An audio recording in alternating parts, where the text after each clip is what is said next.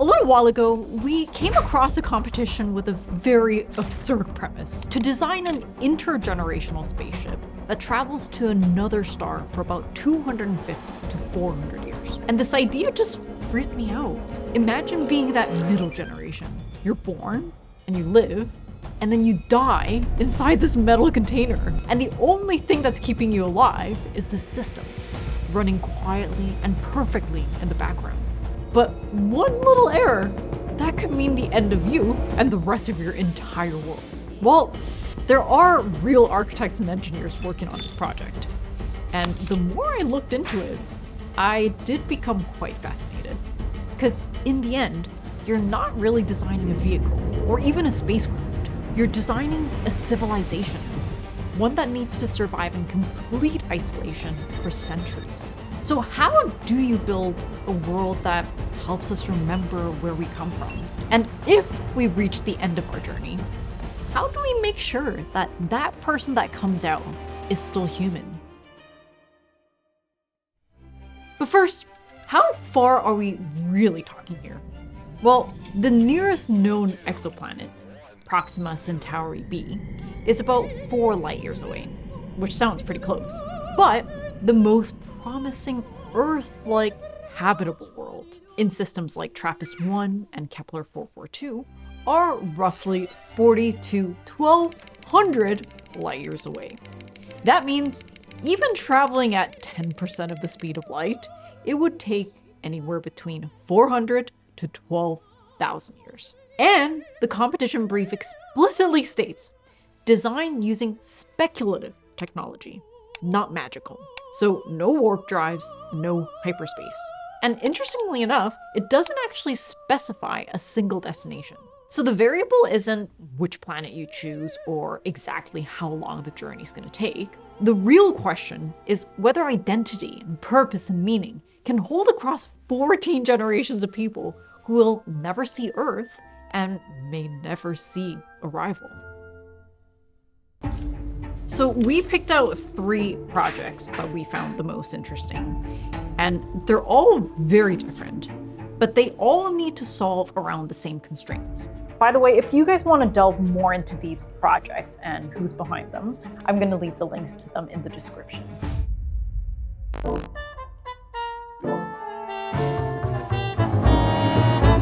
First, gravity. This looks fine for short trips, but human bones lose 1 to 2% of their density per month in 0G. The fluid also shifts to the head, damaging eyesight. But to generate Earth-like gravity, you need a radius of at least 225 meters, which kind of forces the scale. Then there's the problem of radiation. So you need some sort of a protection layer, whether that's mass or magnetic fields. And since there's no possibility of refueling, every molecule of air, water, and food must recycle indefinitely. And finally, meaning. How do you make sure Generation 12 is still going to remember why Generation 1 left? And what about the middle generations, the ones that exist only in transit? They'll never see Earth, and they'll never see the destination. No beginning, no end. Just the obligation to continue. How do you stop that from festering into resentment or collapse? So let's look at the first proposal, Chrysalis. This has an overall length of 58 kilometers with a mass of roughly 2.4 billion tons. But most of that is for the engine. The engine fires for 35 days. As the journey gets further from Earth and closer to the destination, the ship sheds everything it used to get up to speed. Then it coasts for 400 years. Then 35 days to slow down. Then the last of it goes until it's only left with the habitat modules. At departure, this ship dedicates 844,000 tons to every single person on board. By arrival, it's 1454. Within the habitats are 5 nested shells, each with its own function, spinning independently to generate their own artificial gravity.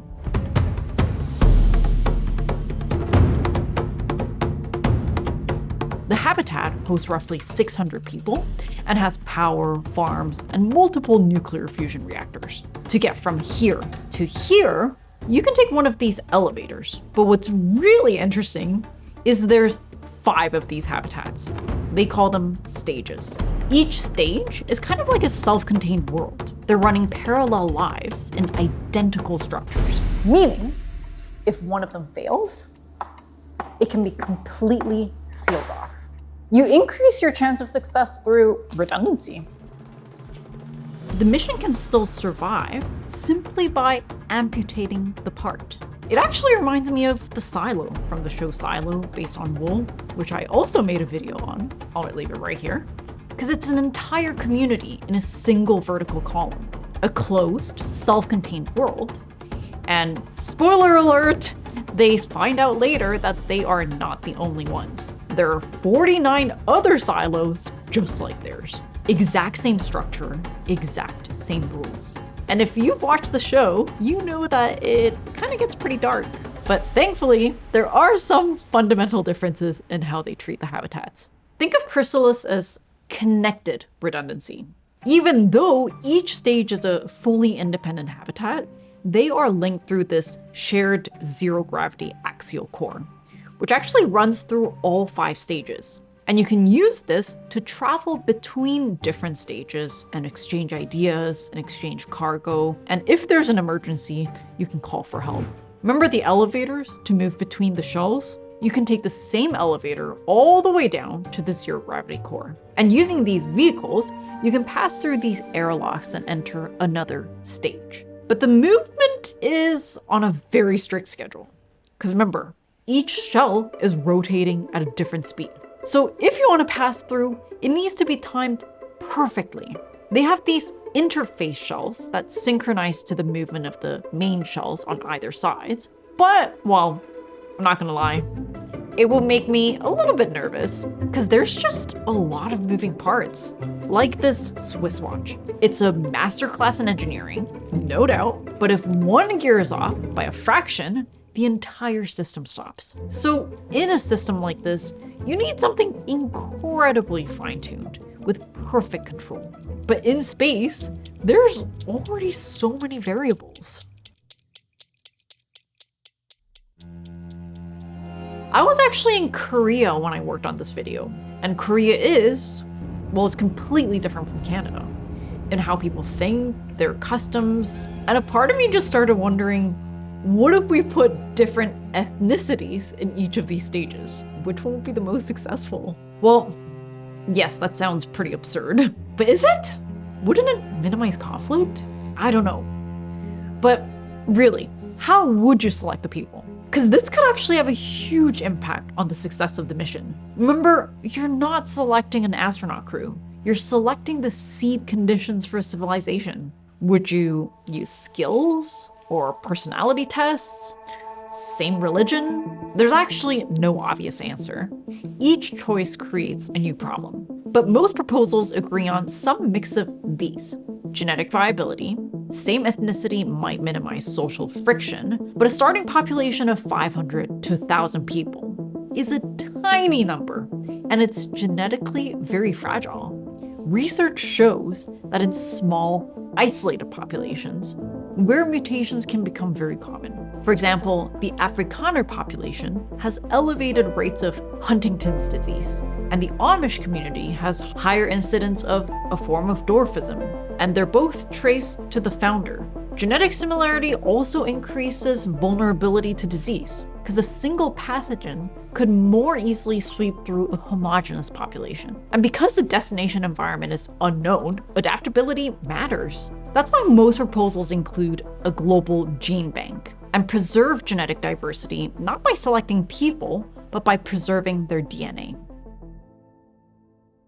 Then there's the problem of cognitive redundancy.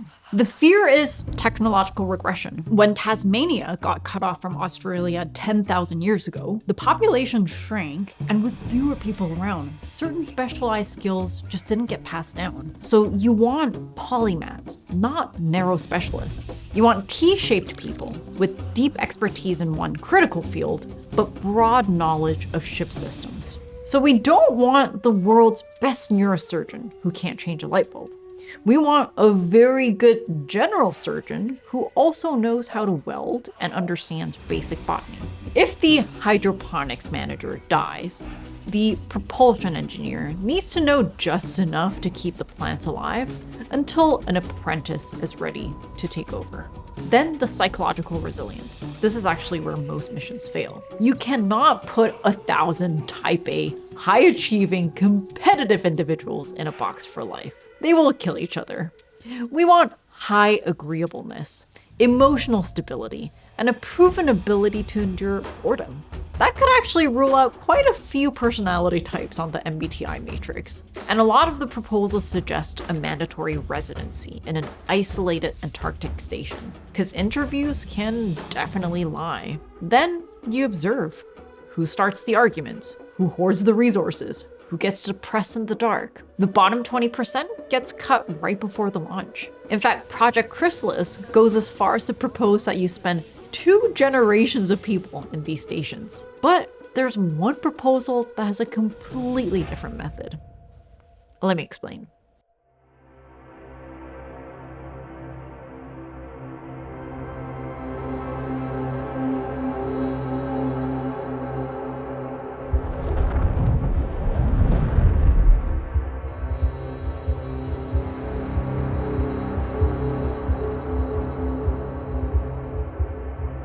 This is Sistema, Stellare, Proximum.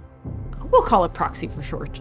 And it's built inside an asteroid. They harvest an asteroid around 2 kilometers wide, and nested inside are 2 spinning torus, rotating in opposite directions to create gravity. The asteroid provides protection from radiation, and it also means a breach in the ship doesn't mean instant exposure to space, which means you can have an open environment.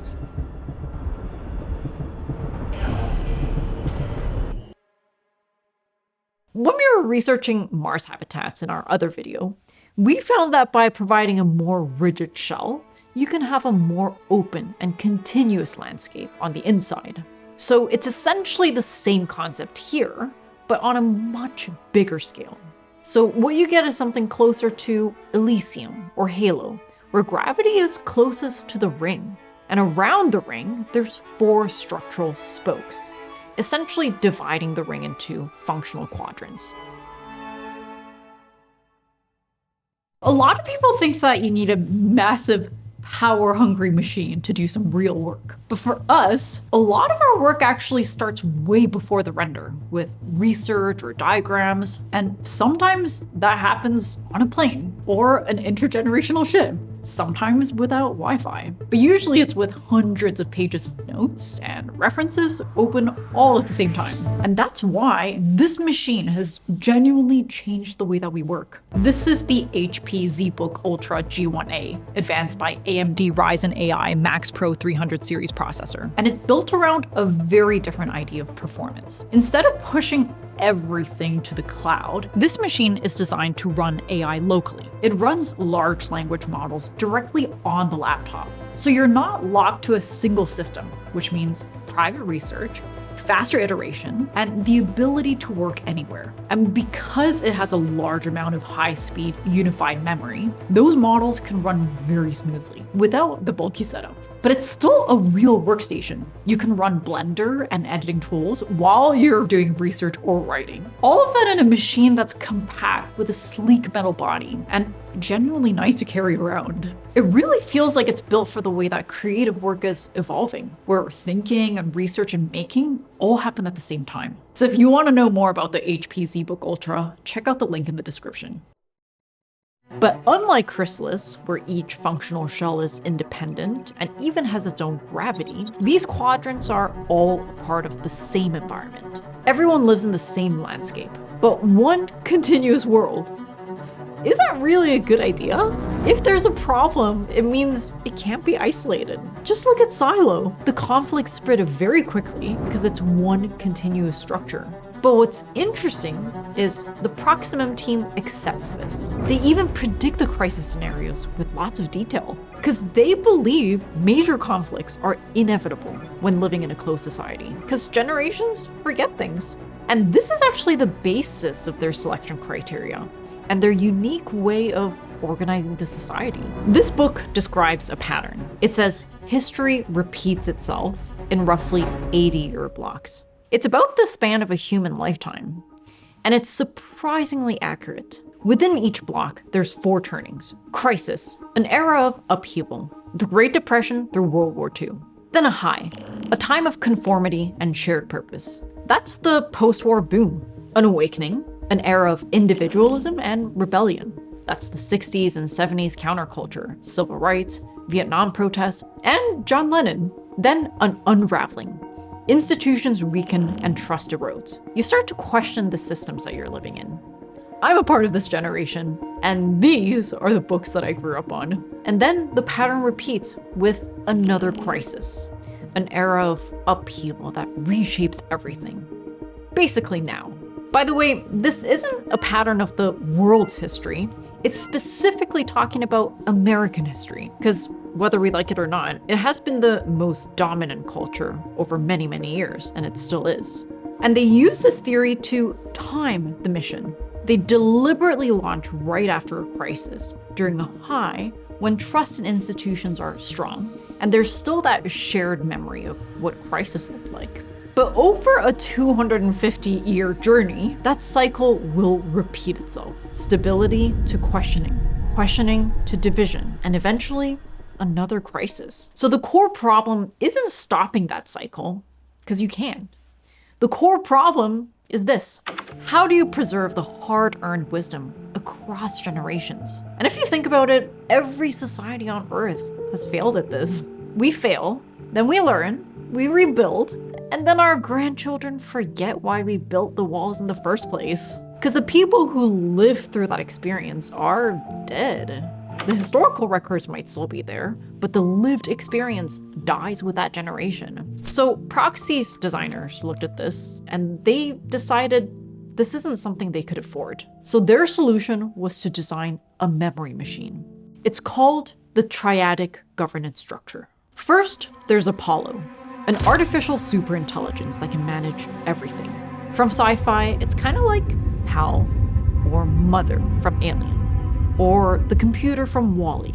But Apollo is a little different. It's responsible for modeling long-term consequences and presenting the outcomes of different choices, but it doesn't govern or decide. The role is to ensure decisions are made with full knowledge of their consequences. Like, if one option saves the ship, but it costs a generation, Apollo shows that.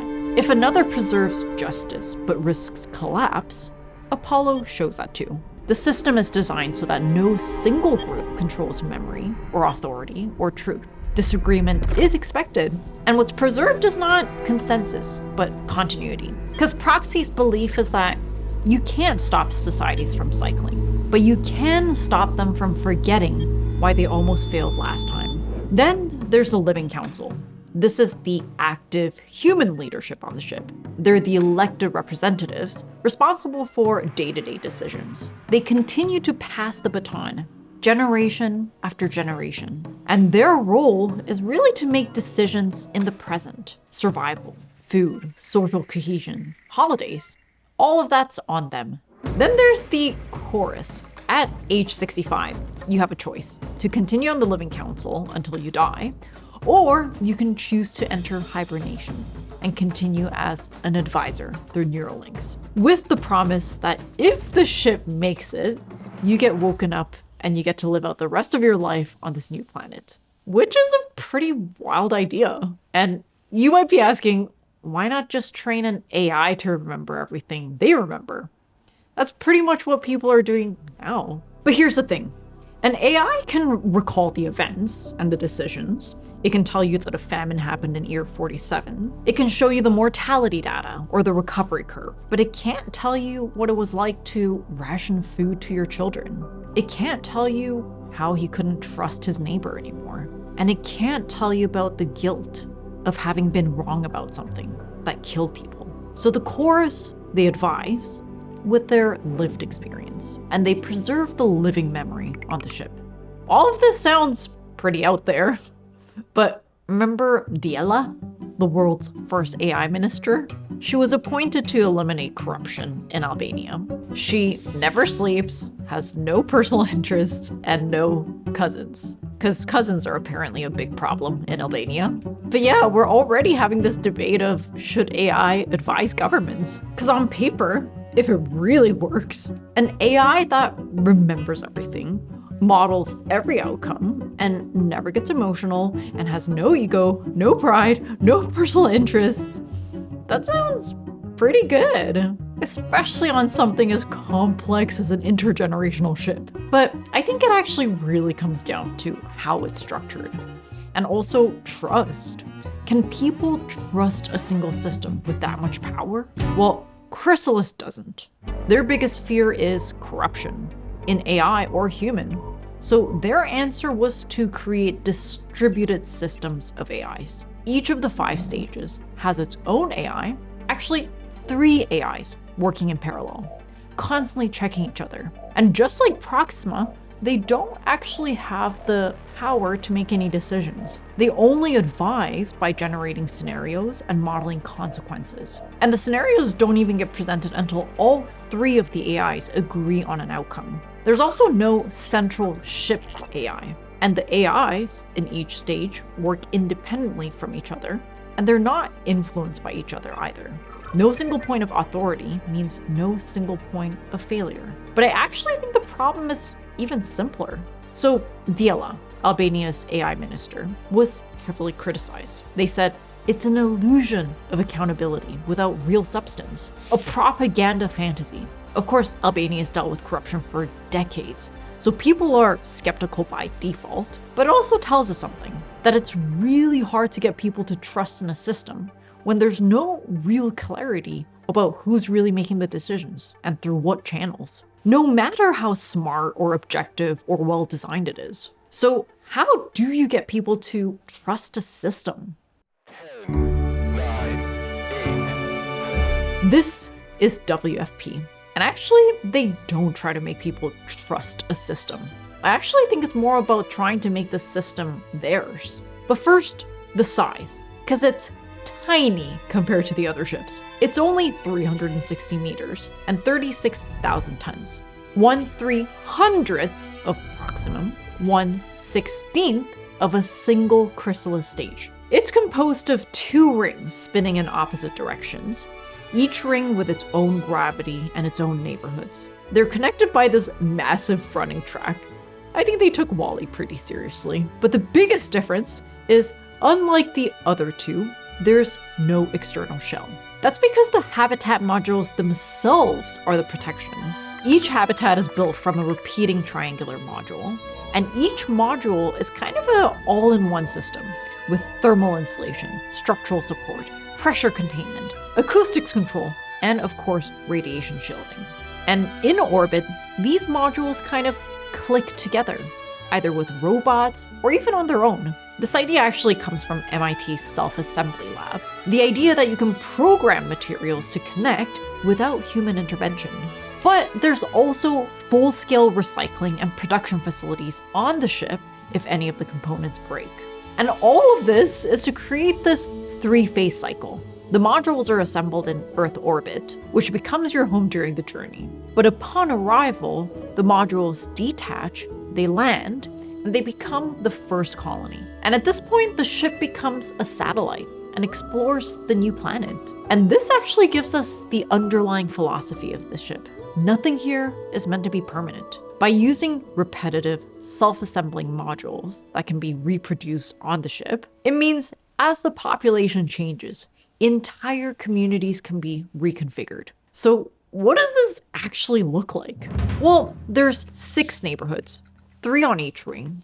Each neighborhood housing about 166 people, residential on the sides, and community space in the middle. And it's this space that can be reconfigured. In fact, according to the designers, each neighborhood acquires a distinct character that the residents will often travel to other neighborhoods for vacation, and even do a home exchange with people on different rings. I love this idea, because first, it's a way of breaking away from monotony, which can have lots of real negative effects.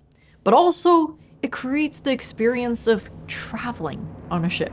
Apparently, to get from ring 1 to ring 2, you take an elevator through this zero-gravity core. And as you descend, or ascend, you get this brief upside-down experience. And it tells you you've crossed into another world. Because in reality, it's only a ship by name. Over 400 years, you're not really traveling. You're just living. But it turns out humans are not really good at that. There's something about us that needs to explore, to search new horizons. So this manufactures it. Before that middle generation, who inherited this mission they never really asked for, maybe it's a bit simpler than that. There's a quote, "Housing is not a noun, it's a verb." It's by the architect John Turner. In the 70s, he studied people who'd been relocated from informal settlements, like favelas and slums, into government-built housing of an objectively higher material quality. But what he found was that people were happier before.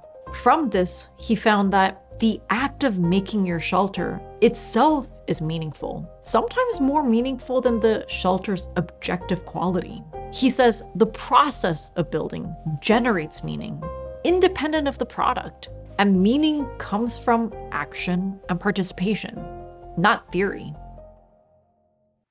I worked on this video partially when I was in Korea, which is where I'm from, and it was very, very cold, so I spent a lot of time in Jjimjilbang, which is kind of like a Korean sauna in a bathhouse. And when I was a kid, we would come here on the weekends with my mom and my aunts, and I was in charge of scrubbing everyone's backs. After the sauna, we would get this cold banana milk, and it was delightful. And when I was in Korea this time, I was talking to my friend, and she was like, "Oh, I did the same thing." And I realized it's not actually a unique personal experience. It's just a Korean experience. And that's actually what makes me Korean. It's the things we do together.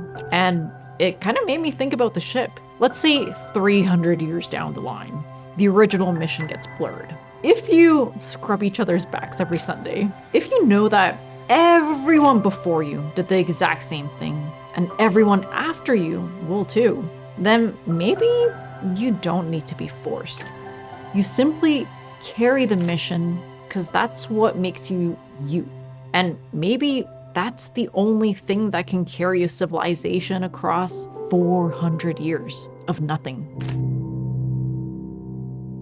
So what do you guys think? Let me know in the comments.